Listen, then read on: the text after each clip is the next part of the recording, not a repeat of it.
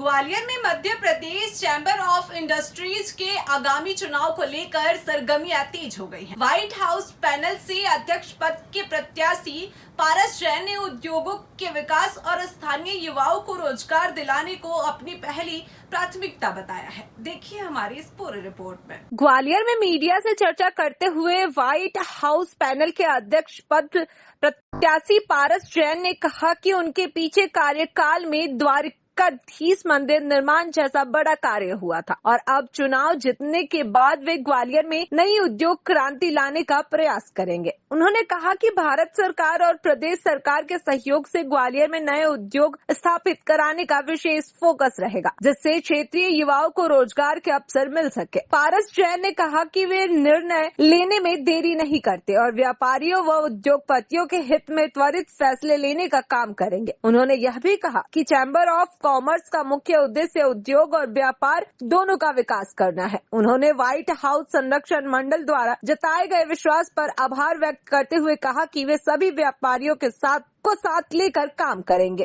देखिए, खड़े उठने के लिए उसमें मेरे को कोई साक्ष्य देने की जरूरत नहीं है। मेरी वर्किंग कुछ अलग टाइप की है। मैं किसी भी काम को कभी डिले नहीं करता। मैं तो तत्काल निर्णय लेता हूँ और तत्काल काम करता हूँ।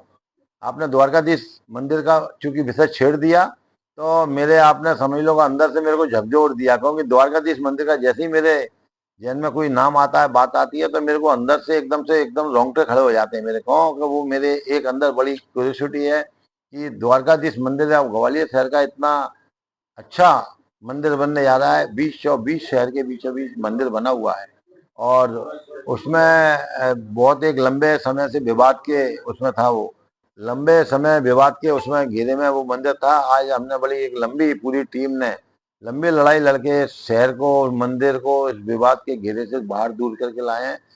आप कभी मंदिर में आए भी हैं? जब भूमि पूजन हुआ था उस समय आप लोग आए थे तो आपने देखा था, वो मात्र अभी 6 महीने पुरानी बात है, और 6 महीने के उसके डेवलपमेंट देखना। हमने एक भवन तैयार करके खड़ा कर दिया, 3 मंजिला और बड़ा भवन, जिसमें हमने एक एसी हॉल बना रहे हैं 7.5 फुट का, ऊपर रूम बना रहे हैं संतों के लिए और भक्तों के लिए, और उसके ऊपर संत निवास बना रहे हैं। इधर हमने मंदिर का भी हमने एक बड़ा विस्तार काम शुरू कर दिया है, मंदिर को भव्य बना के, और उसको मंदिर का भी काफी डेवलपमेंट हो रहा है। क्योंकि आपकी सोच बहुत लंबी है, तो चैम्बर को आगे लाने के लिए ग्वालियर के युवाओं को रोजगार मिले, उसके लिए क्या आपकी प्रोसेस रहेगी? बहुत आपने ऐसा क्वेश्चन कर दिया है मुझसे कि ग्वालियर के युवाओं के लिए सबसे पहले हमको बैठ के सोचना पड़ेगा।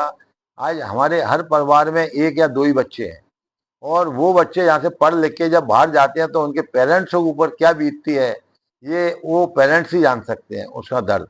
क्योंकि एक बच्चे को जब पढ़ा लिखा के बड़ा करते हैं और जब बच्चा बाहर निकल के जाता है तो एक जब उनका बच्चे को सहारे का जब सारा उम्मीद होती है तो बच्चा बाहर निकल चुका होता है, और जब एक बार बच्चा बाहर निकल जाता है तो फिर वापस घर में आने की संभावना बहुत कम हो जाती है।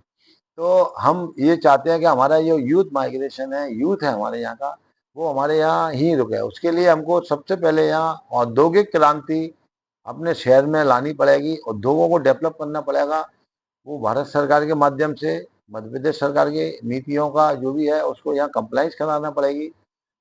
सवाल इसका नहीं है कि हम 20,000 करोड़ की एमओयू साइन कर लें, 5,000 की भी कर लें, इससे नहीं। हमारे को उसकी कंप्लाइंस चाहिए, कंप्लाइंस होनी चाहिए। हमारे यहाँ अगर जो भी एमओयू साइन होते हैं उनको हम चैम्बर ऑफ कॉमर्स के माध्यम से पीछे लग के और उन इकाइयों को हम यहाँ